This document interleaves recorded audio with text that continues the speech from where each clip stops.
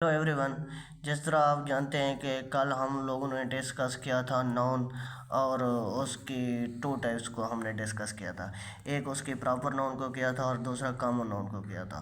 तो आज फर्दर इसकी दो टाइप्स करते हैं।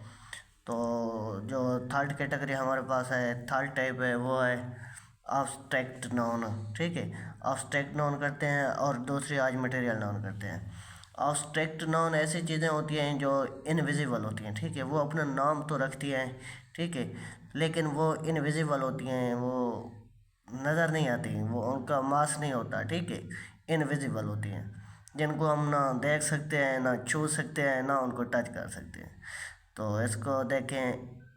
abstract noun, it refers to an idea, quality, state or emotion. It has no physical existence। ठीक है, मतलब इसका कोई मास नहीं होता, वजूद नहीं होता। And can't be touch, it can only be felt. ठीक है, ये जस्ट फील की जाती है, ना ही इनका कोई एग्जिस्टेंस होती है, ना ही इनको हम टच कर सकते हैं। ठीक है, और जस्ट ये या क्वालिटी होती है, या आइडिया होता है, या स्टेट होती है। ठीक है, जिसको हम जस्ट फील कर सकते हैं। मिसाल के तौर पर देखें, पेशेंस। ठीक है, पेशेंस जैसा सब्र वगैरह हो जाता है, सब्र। और दूसरा लव, एंगर, काइंडनेस। ठीक है, hearted, beauty, freedom, sympathy, knowledge, air, etcetera.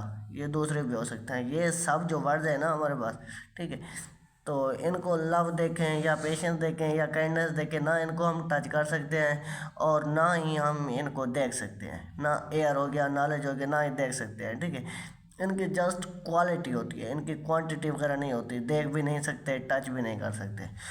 इस चीज़ को हम कहते हैं abstract noun। तो उसके बाद दूसरी टाइप से हमारे पास है, उसको हम कहते हैं material noun.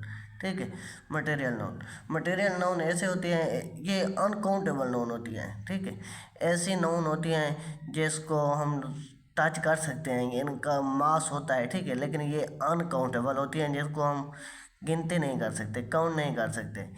It refer to a material और substance from which things are made. ठीक है, ये वो चीज़ें होती हैं, वो सब्सटेंस होता है जिससे हम चीज़ें बनाते हैं।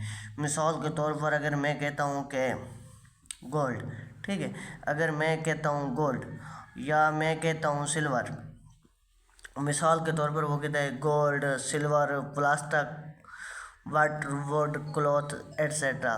तो ये सब चीज़ें जो हैं ये मटेरियल नाउन है। ठीक है, इनको हम कहते हैं मटेरियल नाउन। गोल्ड हो गया, सिल्वर हो गया, प्लास्टिक हो गया, वाटर हो गया, वुड हो गया, एट्सेट्रा। तो abstract नाउन में हमने क्या पढ़ा, वो चीज़ें होती हैं जिनको हम जस्ट फील कर सकते हैं, जबकि मटेरियल नाउन में वो चीज़ें होती हैं जिससे हम चीज़ें बनाते हैं। ठीक है, एक मास होता है, मास की शक्ल में होता है। अगर गोल्ड को देखें ना, गोल्ड से हम चीज़ें बनाते हैं, रिंग बनाते हैं सपोज।